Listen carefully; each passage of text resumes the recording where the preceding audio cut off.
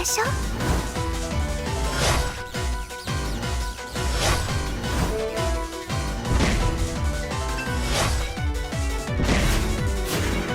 あなたが望む夢を見せてあげる。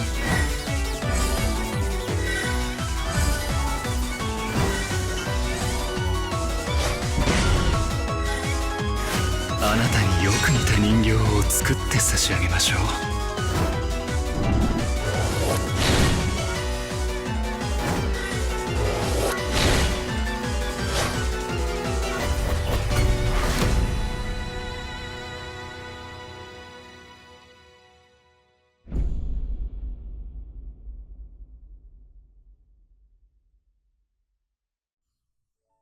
Hey, what's up everyone? Tachi here. So today I am going to bring you the 3 new characters and their skills.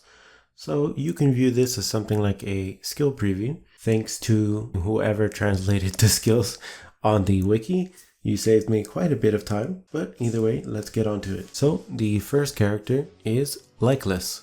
Although I would prefer if her name was just Reckless because it makes sense. Anyhow, the first skill is Taunt Condition. Taunt before battle begins. Reduce incoming damage by 25% and the length is 5 turns. The second part of this skill is Dangerous Condition. Heals HP every turn, max HP every turn times 20%. But it also boosts incoming damage, that is to say that you take more damage. The reason why that is the case is because you reflect a portion of that, and it's reflect part of received damage, incoming damage times 50% reflection. So that ability basically means that at the start of the battle, like before anyone has even gone, even without her even going, she will actually taunt, like period, which she's like the only character that does that, hence why I think the name Reckless makes sense. But you know, we can ignore that. The point of her is to taunt the enemy for 5 turns at the start, and it's especially useful in defense or guild war, I would assume. The second skill is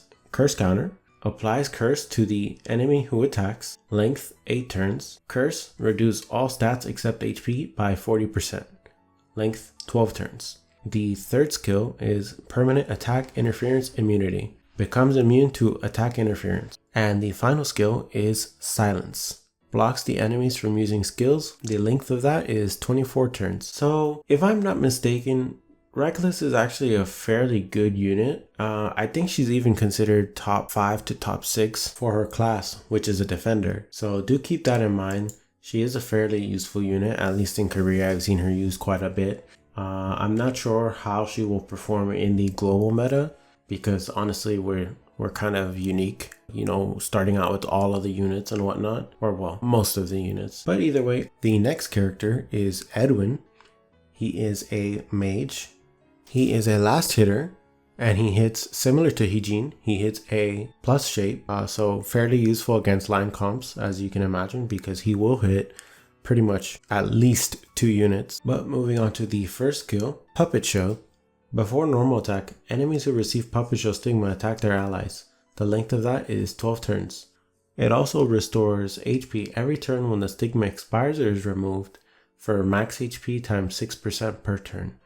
It also restores max HP every turn after a stigmatized enemy dies, for max HP times 6% per turn. The second skill is a permanent curse counter, that is to say that it is always active. Curse reduces all stats except for HP minus 25%. Length of that is 12 turns, pretty standard. The third skill is Regeneration Barrier. Reduce incoming damage minus 30%. Heal HP every turn for max HP times 10%, and the length of that is 50 turns. So fairly long. However, if he does happen to last long, which I doubt, from what I've heard in Korea, he's actually a fairly squishy unit, it will end eventually, just like Let Us Taunt Ignore Well. And the final skill is Healing Prohibition. After normal attack, makes it unable to receive healing type skills. The length of that is 24 turns. And now we're on to the final character, Sarubia, who is a support character. So her first skill is Fantasy. Allies crit damage boosted. Support times 20% boost to crit damage. Change the ally's attack range to front. Length 6 turns. Her second skill is Barrier Bestowal. Allies incoming damage reduced.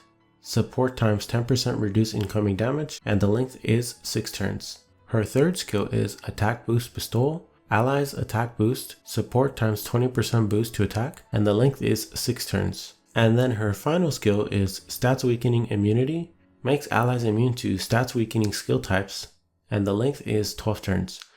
Now, honestly, I'm not actually that sure how good she is, but her buffs are just not lasting long enough. Like 6 turns is kind of ass. I think most supports generally always have like 12 turn buffs. So I'm not really sure how good she's going to be. I can see that change allies attack range to front. I could see that being pretty interesting, but I don't know if it's worth, having 6 turn buffs. I suppose it's not a huge deal. Yeah, I guess it's not a huge deal. Yeah, honestly, I'm not sure, man. She just has a 1 tile, so is that really worth, not using someone else, like Ceres or Arines or pretty much anyone else that's not her? I'm not sure. I guess if anyone plays on Korea, like feel free to let me know. Maybe she has like some crazy tech other than her first skill that I'm just not aware of. But yeah, that just doesn't seem that great. But either way, that is the end of this video. I do apologize for not showing +10.